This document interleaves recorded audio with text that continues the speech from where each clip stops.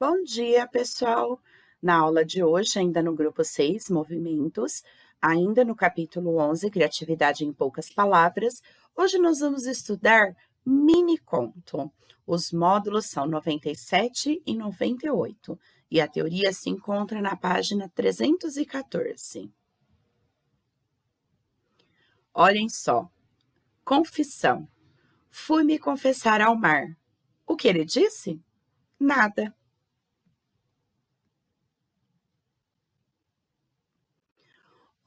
Observe que, apesar de ser formado por apenas 3 frases, o mini-conto de Lígia apresenta muitos elementos de uma narrativa: enredo, tempo, espaço, personagem e narrador. Embora não haja um tempo específico, é possível identificar, pelo tempo dos verbos, que a história se passa no passado, e a menção ao mar demarca o espaço. Além disso, essa narrativa apresenta um possível diálogo em que podemos identificar 2 interlocutores, uma personagem que inicia o diálogo e outra que faz a pergunta, para que depois a primeira personagem dê a resposta. A história de Teles apresenta uma ambiguidade pelo duplo sentido da palavra nada. Ela pode ser tanto o pronome indefinido, que significaria que o mar não deu resposta alguma ao confidente, como o verbo nadar no imperativo, sugerindo que nadar teria sido a resposta dada pelo mar. Então, olha quanta coisa em 3 linhas, 3 ou 4? Em 3 linhas de história.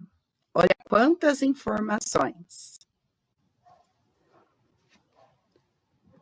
E o que é mini-conto? Mini-conto é um tipo de conto muito pequeno. Digamos que no máximo uma página ou um parágrafo. Alguns dizem que ele é o primo mais novo do poema em prosa. Outros apontam as fábulas chinesas como origem. De certo é que desde meados do século XX, o conto tem experimentado com sucesso formas extremamente breves a partir de textos de gente como Cortázar, Borges, Kafka, Arreola, Monterroso e Trevisan. Nos últimos anos, esse tipo de ficção ganhou muito espaço na literatura de diversos países. Nos Estados Unidos, antologias sucessivas foram lançadas com textos cada vez menores, culminando na chamada microfiction, cuja antologia inaugural reúne textos de até 300 palavras. A literatura latino-americana, responsável pela difusão inicial do gênero, tem não apenas apresentado antologias, como também estudos acadêmicos acerca do que eles chamam de microrrelato. É de um hispano-americano, o guatemalteco Augusto Monterroso, o micro mais famoso. Quando acordou, o dinossauro ainda estava lá. No Brasil, há uma grande quantidade de autores publicando livros com ou exclusivamente de minicontos. Alguns valores importantes para o miniconto são a concisão, a narratividade, o efeito, a abertura e a exatidão. Concisão. A velha insônia tossiu 3 da manhã, de Dalton Trevisan. Ser breve e ser conciso são coisas diferentes. O miniconto precisa ser conciso mais do que breve. Nesse sentido, não deveríamos falar de um limite de número de letras, palavras ou páginas para o miniconto, e sim num limite conceitual. A história que ele conta precisa caber exatamente naquele pequeno tamanho, não mais, não menos. Não pode-se atrofiar uma narrativa, tampouco espichá-la. Por isso, nem todos os temas e enfoques podem ser transformados em miniconto. Na verdade, raros o podem. Uma tosse às 3 da manhã pode ser a superfície de um miniconto. A insônia, não. Narratividade. Caiu da escada e foi para o andar de cima. Adrienne Mirtz. Se a brevidade originada pela concisão diferencia o miniconto tradicional, é a narratividade do primeiro diferencia o miniconto do haikai ou do poema em prosa, que não necessariamente são narrativos, ainda que possam sê-lo. Ser narrativo significa, por óbvio, narrar algo, contar a passagem de uma personagem de um estado a outro implicitamente, como no mini conto de Trevisan, ou explicitamente, como neste exemplo de Adrienne.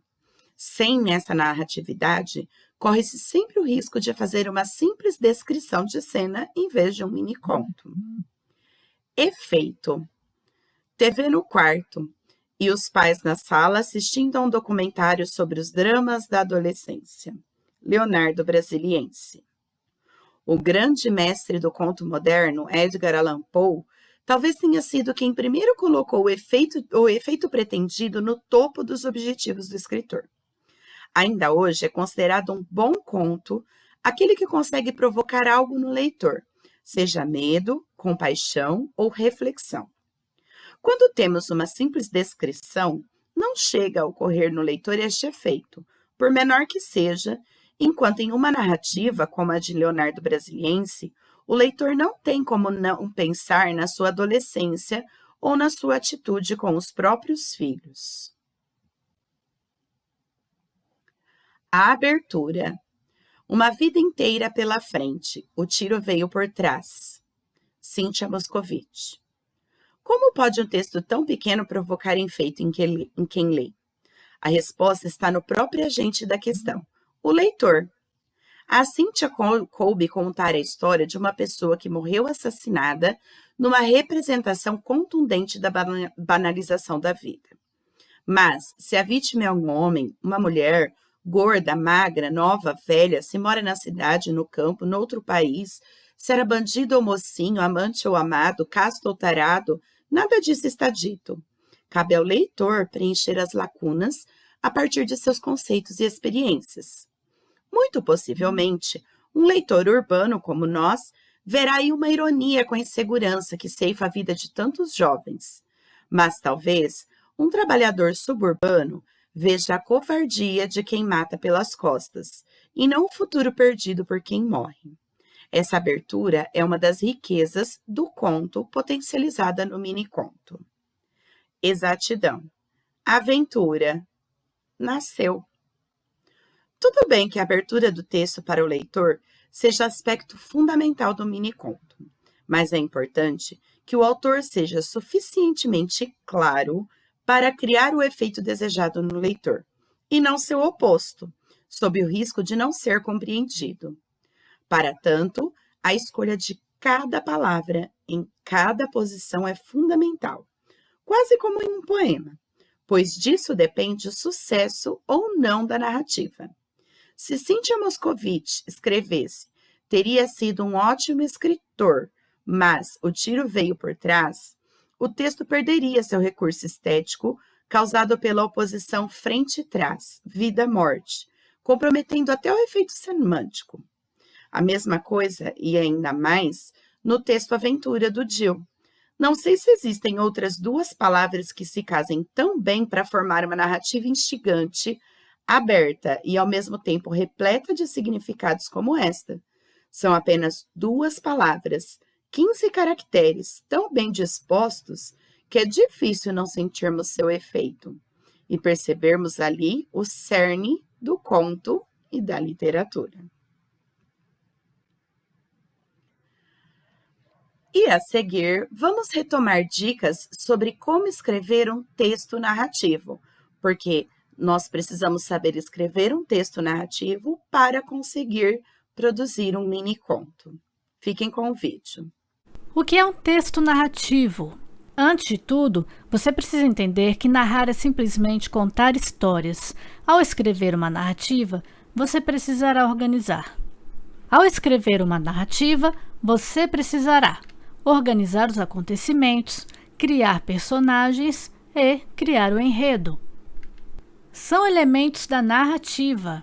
O espaço, que é onde a história acontece, o lugar, o cenário, tempo, quando a história acontece, em que momento, em que dia, hora, e personagens, que são agentes que realizam as ações, dos quais temos os protagonistas, que é personagem, principal, podendo ser mais de um, inclusive. Antagonista é aquele que faz oposição ao protagonista, é seu inimigo, alguém com quem o protagonista tenha que disputar algo.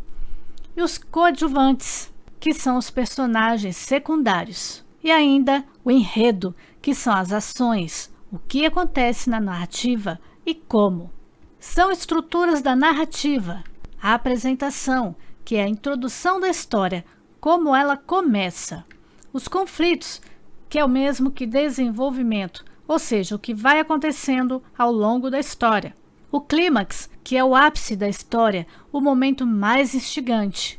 E o desfecho, que é a conclusão, como enfim a história finaliza, tendo final feliz, trágico, surpreendente, etc. Na apresentação, o escritor precisa apresentar os seguintes elementos: quem, definindo as personagens, quando, em que momento acontece a narrativa, e onde, o lugar, local onde a narrativa se desenvolve. Então você já sabe agora que precisa começar a sua narrativa destacando esses elementos, criando uma situação para apresentar ao leitor sobre quem você está escrevendo, quando a situação ocorreu e onde.